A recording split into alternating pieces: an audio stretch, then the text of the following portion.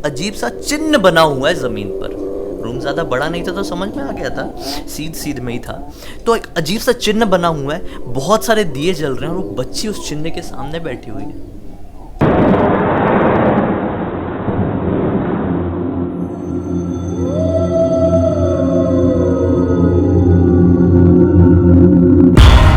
आज की कहानी मध्य प्रदेश के एक छोटे से गांव कटंगी नाम की जगह की है। ये वाक़या आज से तकरीबन 5 साल पहले बीता था। एक ऐसा वाक़या जिसे अगर आप लोग एंड तक देखेंगे ना, मुझे यकीन है कि इस वाक़या के ऊपर आप सोचने पर मजबूर हो जाएंगे। ये बेहद ही डरावनी कहानी, दिल दहला देने वाली और सोचने पर मजबूर कर देने वाली एक साइकोलॉजिकल हॉरर रियल स्टोरी है दोस्तों। शुरू करते हैं। इस कहानी की शुरुआत होती है सन 2016 के आसपास से सुनील नाम के लड़के के साथ, जिसकी उम्र शादी की हो चुकी थी। कटंगी में रहने वाला एक सुनील नाम का एक आम लड़का दिल्ली में जाकर अपनी पढ़ाई कंप्लीट किया था, इंजीनियरिंग किया हुआ था। लेकिन इंजीनियरिंग की जॉब ना मिलने की वजह से, जैसा होता ही है, उसने सोचा कि मैं कटंगी में आकर किसी अच्छे स्कूल में एज अ टीचर काम करता हूँ। एज अ टीचर वो काम करने की तैयारी में लगा ही था कि घर वाले बात करने लगते कि शादी की उम्र भी तो हो चुकी है, शादी कर ले। बात यह है कि सुनील की मुलाकात सुनीता नाम की लड़की से दिल्ली में हुई थी, जो कि फिर से सुनील से शादी करने के लिए बिल्कुल तैयार थी। दोनों अपने अपने घरों में बात करते हैं और शादी के लिए दोनों ही घर वाले तैयार हो जाते हैं। सुनील और सुनीता की शादी होती है और सुनीता कटंगी पहुंच जाती है, एक छोटे से गांव में, दिल्ली में रहने वाली लड़की। एडजस्टमेंट करने में थोड़ा टाइम लगता है, लेकिन वक्त के साथ साथ सब कुछ ठीक हो जाता है। शादी को 2 साल बीत जाते हैं, लेकिन दोनों के कोई बच्चे नहीं होते हैं। फिर सुनीता प्रेग्नेंट होती है और एक दिन उसके बच्चे का जन्म होता है, लेकिन जन्म के केवल आधे घंटे के बाद उस बच्चे की मृत्यु हो जाती है, जिस बात से बेहद ही ज्यादा वो डिप्रेशन में चली जाती है। सारी चीजों का जो होता है, एक तरीके से समझ लो क्रिमिनल वो समझ लेती है सुनील को। सोचती है कि सारी चीजें जो मेरी जिंदगी में गलत हुई हैं वो सुनील की वजह से ही हुई है। सुनील से नाराज रहने लगती है। नाराजगी के साथ साथ वो डिप्रेशन में चली जाती है। हर वक्त एक डॉल के साथ वो अपना समय बिताती थी।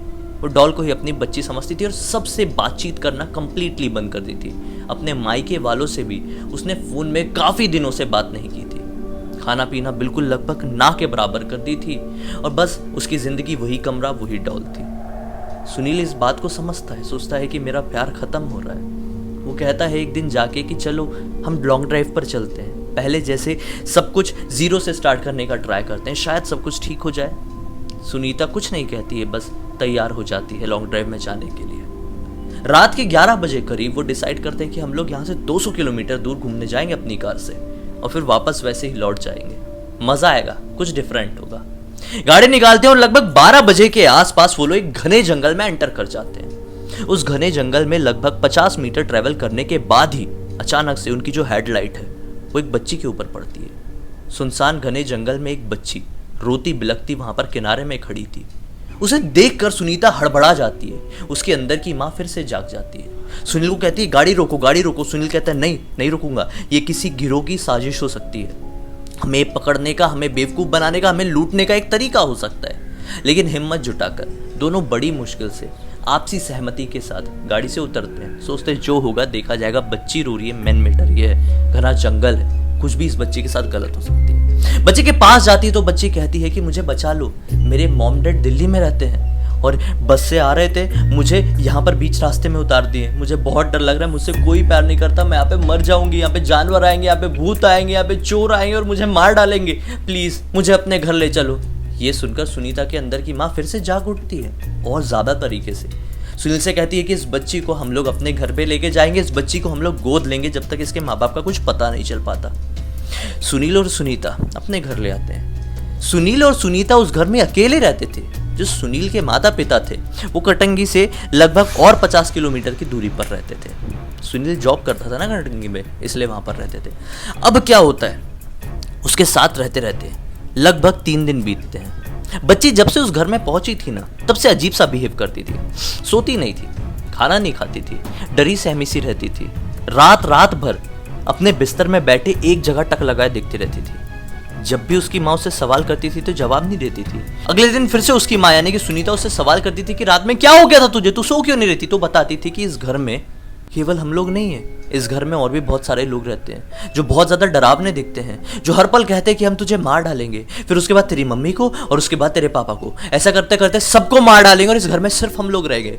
मुझे उनसे बहुत डर लगता है मम्मी, हम लोग इस घर से छोड़ के नहीं जा सकते क्या? हम लोग किसी और घर में नहीं रह सकते क्या? वो घर किराए का था। सुनीता जैसे तैसे करके सुनील को मना लेती और केवल एक हफ्ते के अंदर, एक हफ्ते तक वो बच्ची खाना नहीं खाई थी। माँ बाप यानी कि सुनील सुनीता जो नई नई बच्ची को अडॉप्ट किए थे, वो बहुत ज़्यादा घबरा गए थे कि बच्ची मर ना जाए। घर खाली कर दिए।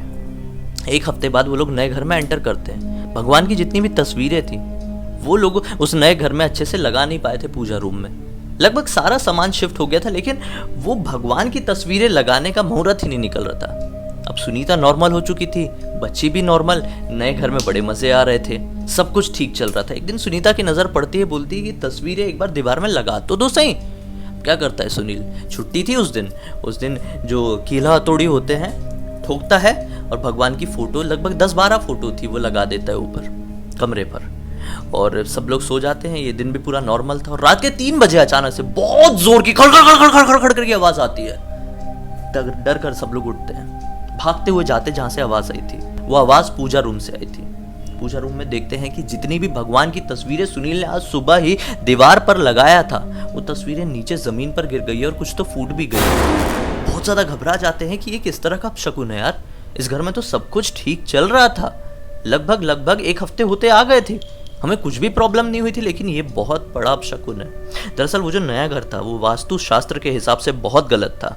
वो घर साउथ फेसिंग था और साउथ फेसिंग, सच बता रहा हूँ, बहुत ज़्यादा नेगेटिव घर माने जाते हैं कुछ लोगों के लिए। कुछ लोगों को बिल्कुल भी सूट नहीं करते, कुछ लोगों को थोड़े बहुत सूट करते हैं, लेकिन ये जो दिशा पे घर होते हैं ये सचमुच में नेगेटिव एनर्जीज को दावत देते हैं अगर वास्तु के हिसाब से चीज़ें ना की गई हो तो। ये घर में भी कुछ ऐसे ही गड़बड़ था।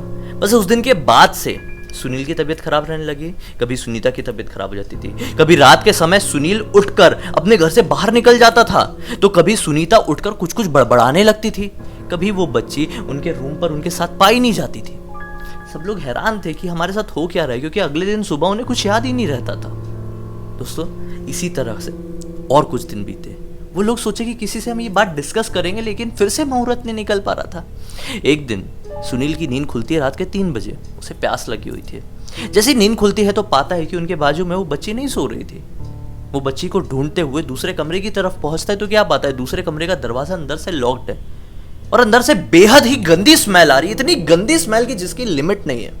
सुनील घबरा गया कि बच्ची को कुछ हो तो नहीं गया, क्योंकि वो स्मेल किसी मरे हुए इंसान के बराबर जितनी गंदी थी। लेकिन अंदर से एक रोशनी भी आ रही थी। जो दरवाजे के नीचे का गैप होता है ना, आप इमेजिन करते जाओ, बहुत मजा आएगा, सुनने में इंटरेस्ट आएगा। दरवाजे के नीचे का जो गैप होता है ना, उस गैप में से लाइट आ रही थी। ऐसा लग रहा था कि अंदर बहुत सारे दिए जल रहे हैं। सुनील हैरान, दिए कैसे चालू है? वो झुक कर वो गैप के नीचे से देखने की कोशिश करता है कि क्या गड़बड़ है। गैप से उसे दिखाई देता है कि अंदर एक अजीब सा चिन्ह बना हुआ है जमीन पर। रूम ज्यादा बड़ा नहीं था तो समझ में आ गया था, सीध में ही था। तो एक अजीब सा चिन्ह बना हुआ है, बहुत सारे दिए जल रहे हैं और वो बच्ची उस चिन्ह के सामने बैठी हुई है। अगले दिन अचानक से जब वो बच्ची की नींद खुलती है तो वो सुबह से ही अपने पिताजी यानी कि सुनील की तरफ, सो कॉल्ड पिताजी की तरफ बड़ा घूर घूर के देखती थी। ऐसा लगता था कि तुम एक शब्द भी तो डिस्कस करके दिखाओ सुनीता के साथ, तुम्हारी जिंदगी का आखिरी दिन होगा वो। बस इसी नजरिए से देखती थी। रोज रात में सुनील नोटिस कर रहा था कि 3 बजे वो बच्चे उस दूसरे कमरे में जाती थी, वही चिन्ह, वैसी ही रोशनी, वही सब हरकतें, वैसी ही स्मेल। 5 दिन बीत जाते। 6वें दिन फिर से सुनील पीछा करते करते उस कमरे पर पहुंचता है। आज के दिन बाय लक कह लो या बाय बैड लक कह लो, वो बच्ची अंदर से दरवाज़ा लगाना भूल जाती है। सुनील झाँक कर हिम्मत करके अंदर क्या हो रहा है वो देखने की कोशिश करता है। रात के 3 बजे हो रहा है ये सब। अचानक से ये पाता है कि जमीन पर बेहद ही डरावना चिन्ह बना हुआ है, बहुत ज्यादा डरावना, और वहां पर बहुत सारे दिए जले हुए हैं। बच्ची के हाथ में एक बड़ा सा खंजर है और एक पक्षी, अजीब सा दिखने वाला पक्षी, जिस पक्षी के बारे में सुनील ज्यादा नहीं जानता था। वो पक्षी का गला कटा हुआ है, खून टपक रहा है और बच्ची के मुंह में खून लगा है, मानो कि वो बच्ची ने उस पक्षी का खून पी। सुनील देख के ये हक्का बक्का हो जाता है, पसीना पसीना हो जाता है, भागते हुए अपने कमरे में नॉन स्टॉप जाता है, अपनी पत्नी को झंझोड़ के उठाता है, सब कुछ बताने की कोशिश करता है कि अचानक से बेहद तेज तूफान सा आता है, धम से उनका दरवाजा खुलता है और वो लड़की अपने नॉर्मल कपड़ों में लेकिन अलग तरह के शरीर के साथ खड़ी थी। बहुत ज्यादा ताकतवर दिखाई दे रही थी, उसकी आंखें पूरी सफेद थी, हाथों में वही लंबा सा तेज धार वाला खंजर था।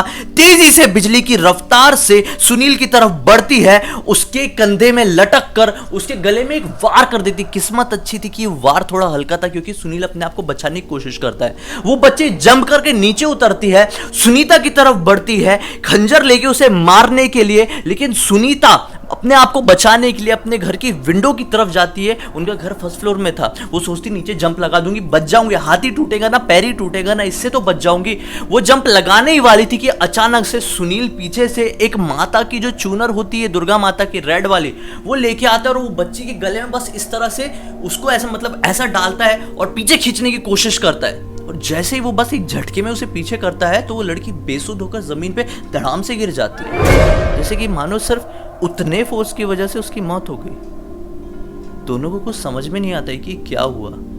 जैसे ही वो लड़की जमीन पर गिरती है, वो लड़की का जो पूरा शरीर है वो सफेद पड़ जाता है, असली सफेद रंग, स्किन वाला सफेद नहीं, सफेद रंग का, जिस रंग की हमारी आंखें होती है ना बिना पुतली वाली, वो आंखें भी सफेद। दोनों को समझ में नहीं आता है क्या हुआ उनके घर पे, बिल्कुल कुछ क्लियर नहीं होता है। सोचते हैं कि सुबह ही सब कुछ समझ पाएंगे, अभी जाके बेड पर बैठ के बस हम लोग कुछ डिस्कस करेंगे, कुछ तो इसका हल निकालने की कोशिश करेंगे, कदम सुबह ही उठा पाएंगे।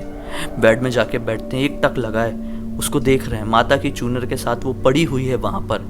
एक 8 साल की बच्ची जो उन्हें जंगल में मिली थी, जिसके साथ वो इतने दिनों से रह रहे थे, अपनी बच्ची के जैसा प्यार दे रहे थे, उसे पाल रहे थे, वो बच्ची उन्हें मारना चाह रही थी, अजीब सी शैतानों की पूजा कर रही थी, पक्षियों का खून पी रही थी, ना जाने क्या क्या क्या क्या कर रही थी यार।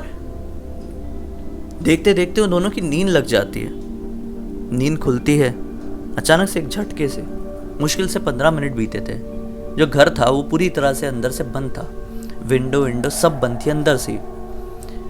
जैसे वो बच्ची की तरफ नजर डालते ना, क्या पाते हैं, जहां वो बच्ची पड़ी हुई थी वहां पे वो बच्ची है ही नहीं, केवल उस बच्ची के कपड़े, जो कपड़े वो थोड़ी देर पहले पहनी हुई थी।